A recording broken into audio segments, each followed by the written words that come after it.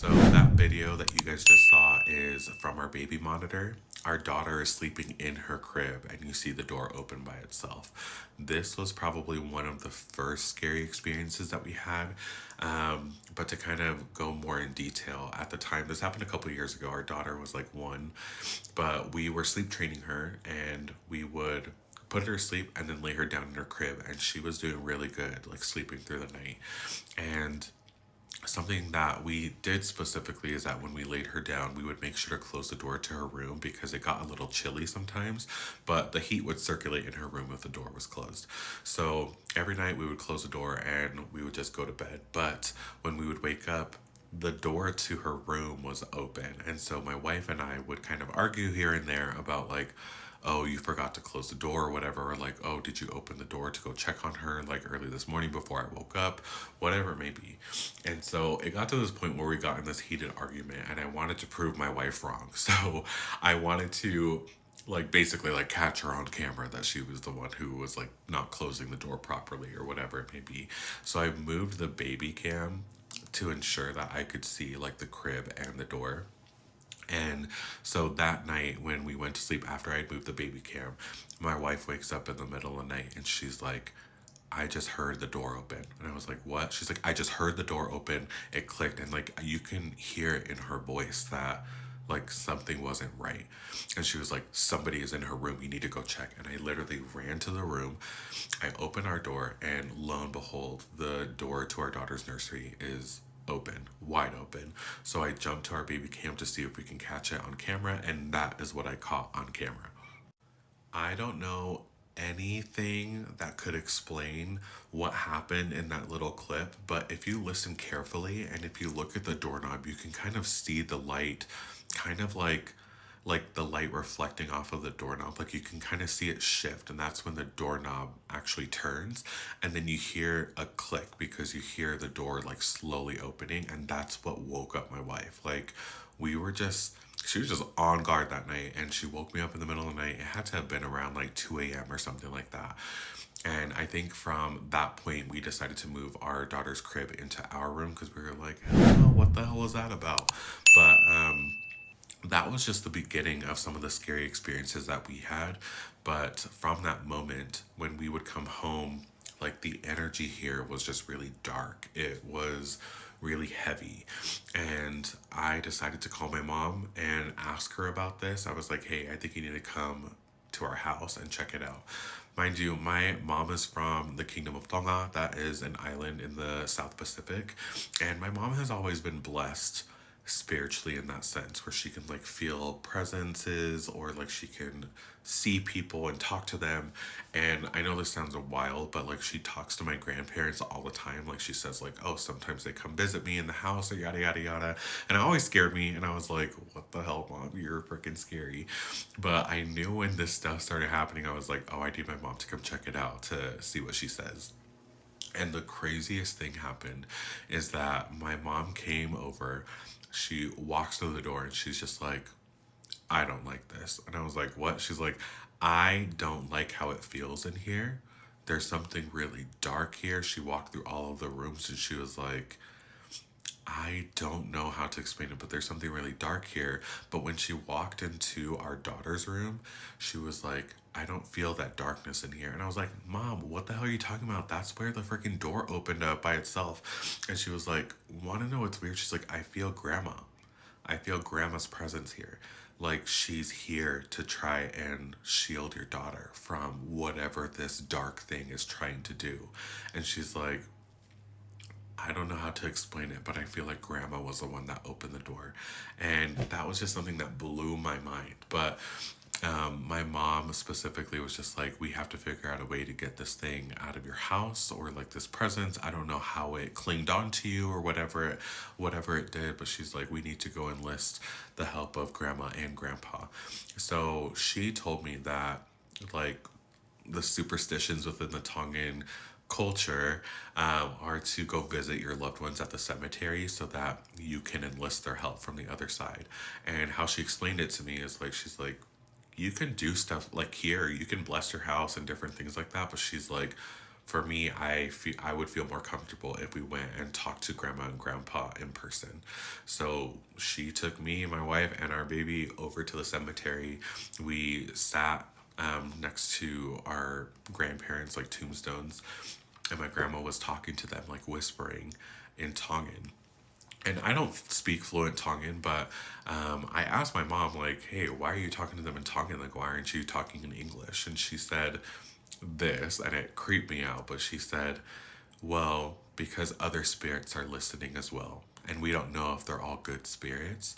And I know not all of them speak English. So she decided to speak to my grandparents in Tongan so that only they were the ones at the cemetery who could understand her.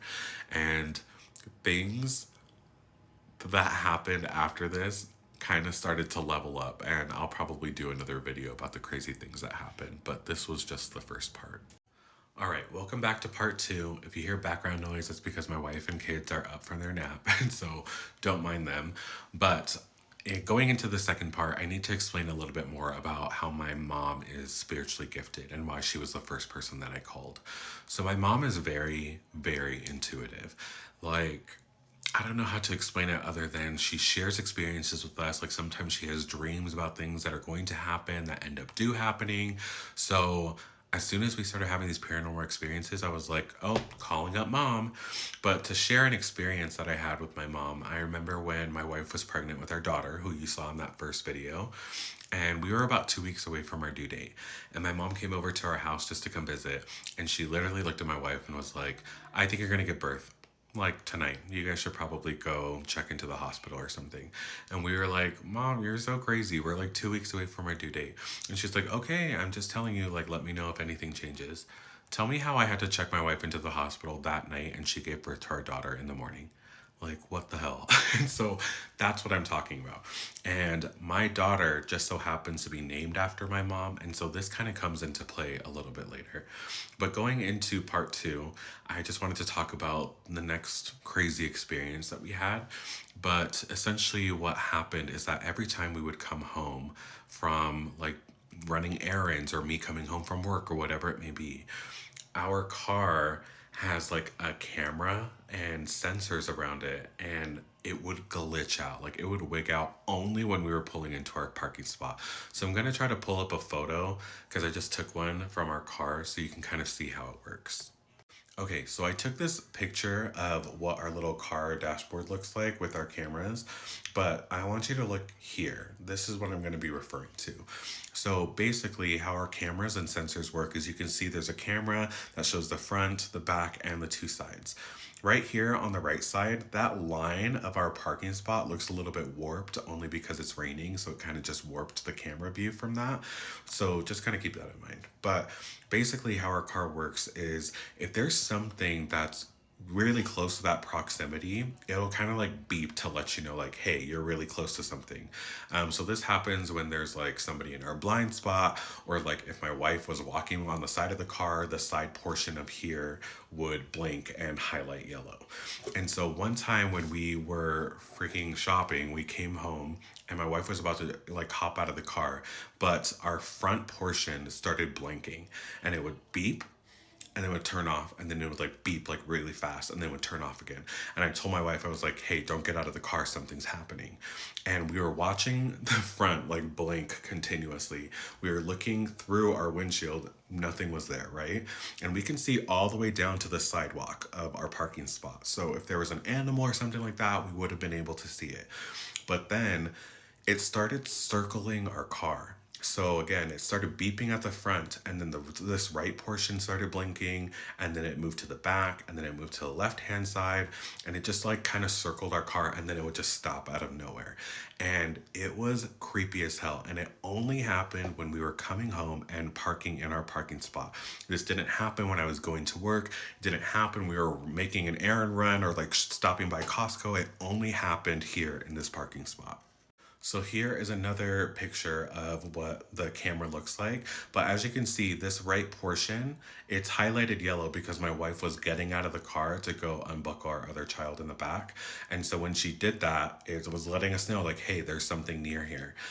So my wife was just barely getting out of the car in order to do that. So that just kind of gives you an idea of what the hell I'm talking about. But when I tell you this thing was circling our car and it happened every time we pulled into our parking space, we were creeped the hell out.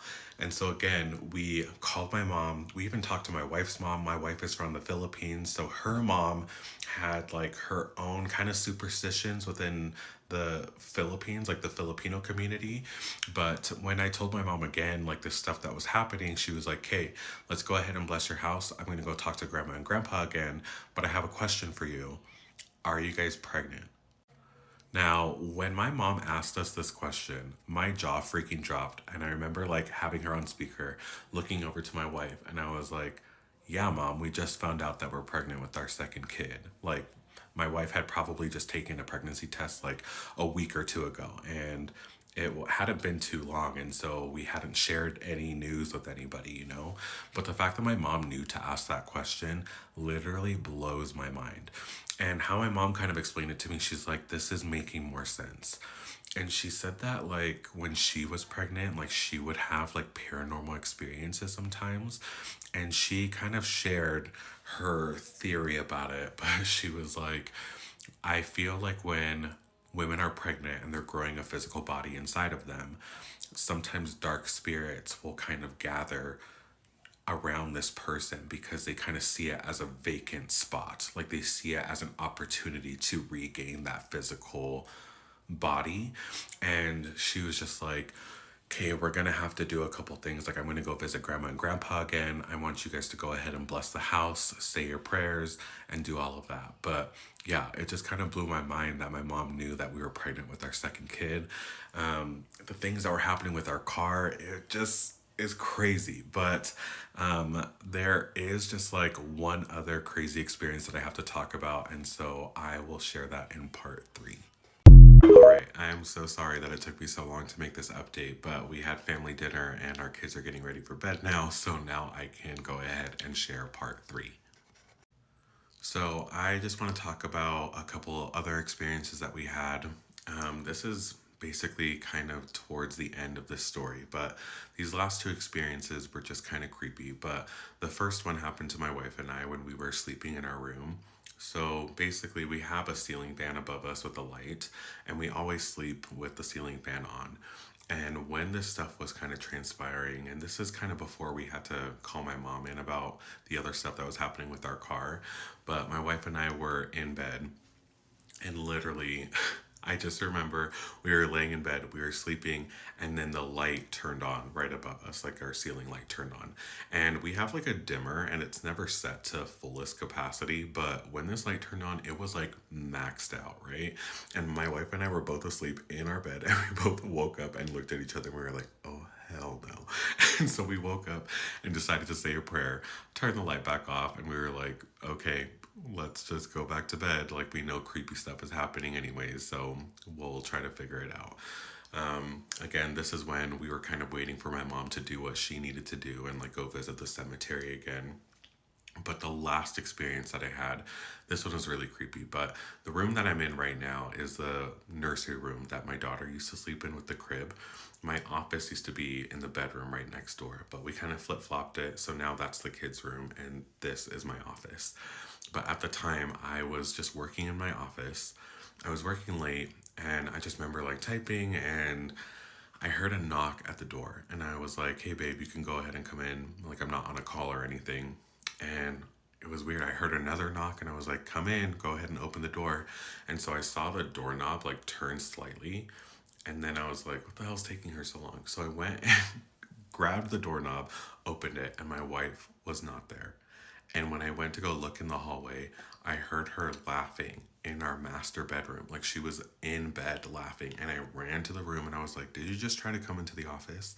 And she was like, "No, I've been here watching videos the whole time." And I told her what happened. She was like, "No." And I thought she was freaking pulling my leg. I was like, I dead ass heard someone knock, not once, but twice.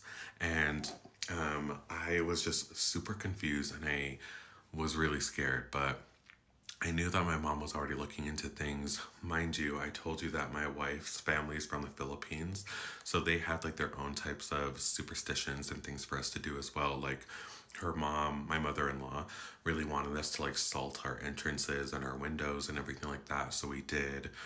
Um, my mother-in-law told us of like similar experiences when she was pregnant, of like paranormal things that she experienced. And this experience is coming from the Philippines, but she said that when my wife was a baby and when she was pregnant, she thought that somebody was like stealing their rice from their house.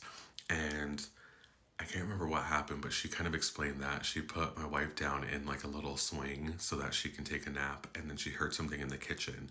And when she went over there or whatever, she went to go look, and the rice had like tipped over, but there was like grains of rice that were going from the kitchen to the room, and there was like a little pile of rice underneath my wife. And so again, like, it wasn't out of the ordinary for either of our moms to hear about these things.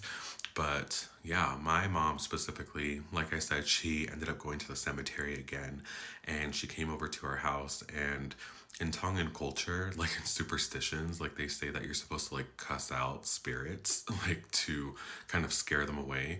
And that's what my mom did. She freaking cussed these things out in Tongan, and she was just walking up and down, kind of yelling.